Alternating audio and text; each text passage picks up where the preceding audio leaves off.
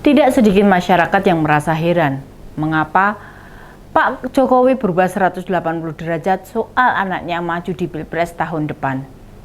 Bukankah beliau sudah dari awal mengatakan Mas Gibran belum layak jadi cawapres? Bukan sekedar itu, termasuk soal usia dan pengalaman. Pernyataan itu disampaikan mungkin 2-3 bulan yang lalu. Ini dia, info terkini Widya.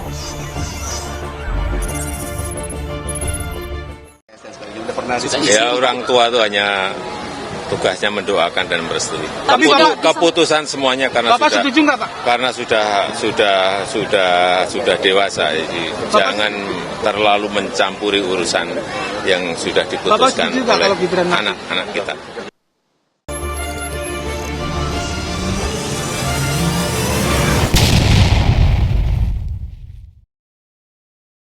Namun, saat MK mengabulkan gugatan, mengapa sekarang yang dikatakan jadi berbeda? Setelah menghadiri Hari Santri, Pak Presiden awalnya tidak mau menjawab apa komentar kepala negara terhadap pencapresan putra sulungnya. Dalihnya beliau tidak mau mengurusi capres-cawapres. Urusan capres-cawapres adalah urusan partai politik, urusan koalisi atau gabungan partai politik. Soal dukung siapa, Pak Presiden lagi-lagi menjawab dukung semuanya. Dan ketika didesak hasil Rapimnas Golkar yang mengusung putra sulungnya sebagai cawapres, Pak Jokowi menjawab urusan Golkar. Kalau teman-teman perhatikan, Presiden kita itu paling tidak suka jawaban yang muter-muter begitu. Coba cek saja ketika beliau ditanya mengenai peluang perpanjangan masa jabatan atau isu perubahan konstitusi jabatan presiden jadi 3 periode. Pak Jokowi lugas menjawabnya. Ada yang ingin menampar muka, cari muka dan menjerumuskan presiden. Tegas dan lugas.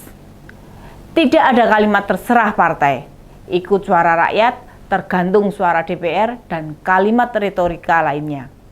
Beda jauh dengan jawaban mengenai dicawapreskannya Mas Gibran.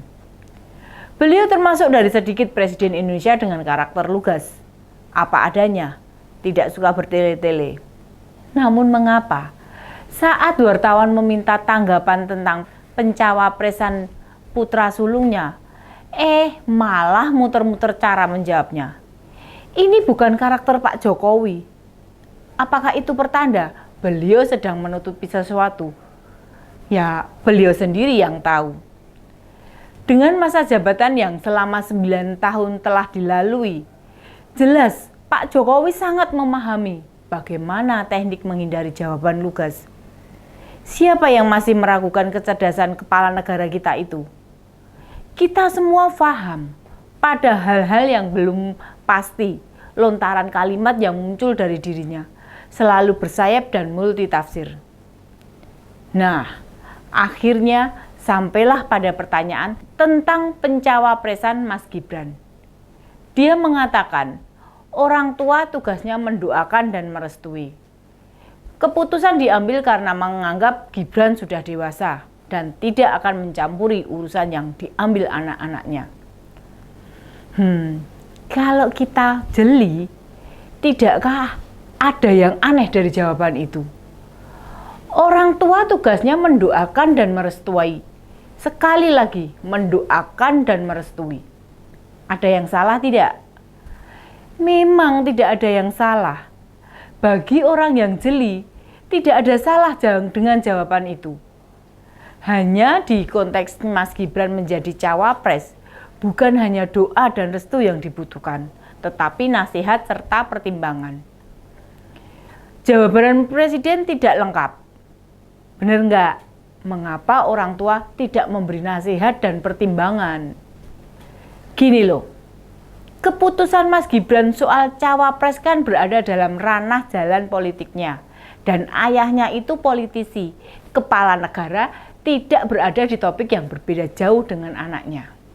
Lain halnya bila ayahnya petani, si anak minta pertimbangan mau membesarkan bisnis rental mobilnya. Atau orang tua punya usaha berdagang, anaknya nanya, apakah dia perlu untuk melanjutkan sekolah hingga S3 untuk menunjang karir bidang penelitian? Kan berbeda itu tentang karir orang tua dan anak. Baru pas dengan jawaban hanya mendoakan dan memberi restu. Itu baru pas. Tidak bisa menasihati dan memberi saran. Sebabnya pengetahuan orang tua berbeda. Kan ranah atau penguasaan orang tua itu tidak sama dengan anak. Kalau hanya menasihati umum, pertimbangan yang standar ya bisa saja. Tapi pada kasus majunya Mas Gibran kan pada area politik, mau ikut kontestasi dalam Pilpres. Pak Jokowi sendiri kita tahu jabatannya presiden, melintasi jejak yang akan ditempuh Mas Wali. Kok hanya menjawab mendoakan dan merestui? Mengapa Pak Jokowi tidak memberi pertimbangan dan nasihat? Apa Mas Gibran tidak bisa dinasehati? Apa maju sebagai cawapres, bapak 2 anak itu tidak butuh masukan bapaknya yang pernah 2 kali jadi capres? Saya nggak percaya Pak Jokowi hanya mendoakan dan merestui saja.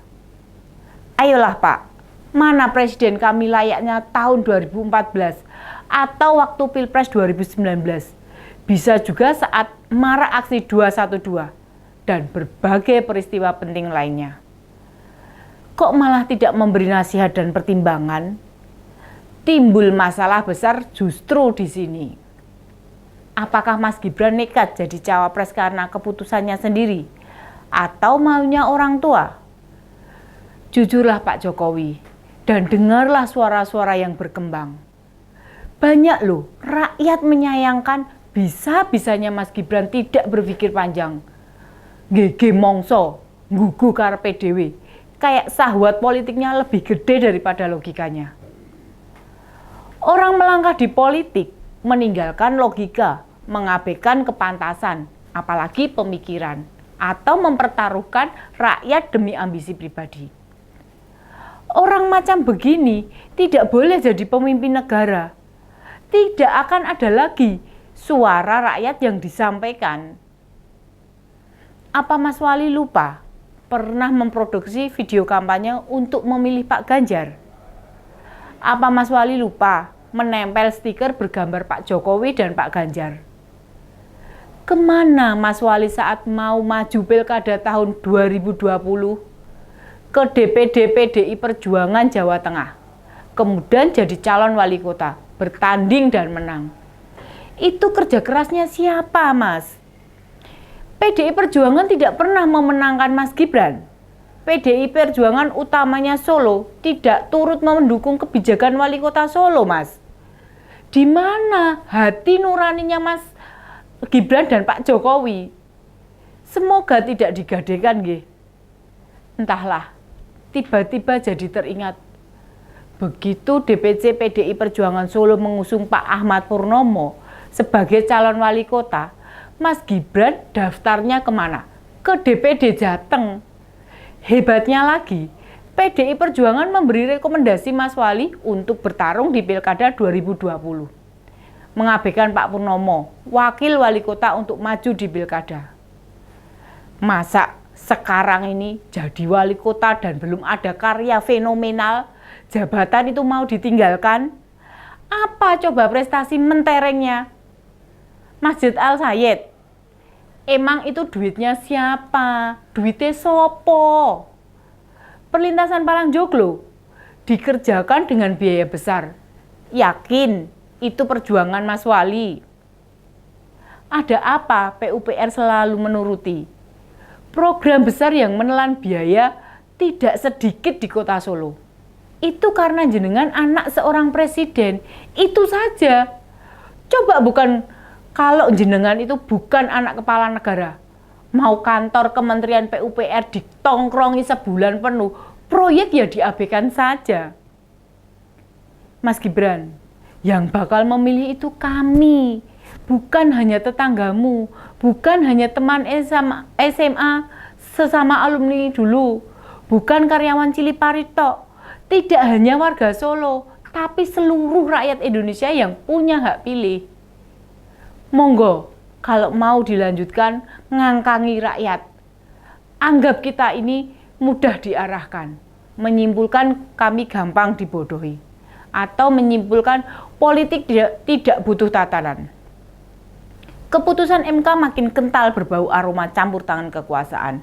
Dan itu dibuktikan dari Cawapres Koalisi Indonesia Maju ada dalam genggamanmu. Kami sedih, iya. Kami kaget, itu benar. Kami tidak percaya, sangat-sangat tidak percaya. Dan kami merasa malu. Tiada henti kami menghormati keluarga Presiden, mulai jabatan wali kota hingga sebelum Mas Gibran bersedia dicawapreskan Golkar. Saat ada kesediaan yang disampaikan, saat itulah kekaguman kami pada keluarga Pak Jokowi berhenti. Tidak ada lagi sisa respek, penghargaan, dan kekaguman kami. Sejak itu, kami berkesimpulan, setahun terakhir jabatan Pak Jokowi hanya tersisa kenestapaan rakyat Indonesia. Ingat, Pak Jokowi dan keluarga bakal merasakan kepedihan kami pada 14 Februari tahun depan, usai coblosan. Mari kita buktikan. Salam gercep, gerak cepat untuk Indonesia. Demikian info terkini Widya, sampai ketemu lagi di Ini Dia, info terkini Widya selanjutnya. Salam cerdas. Ini dia, info terkini Widya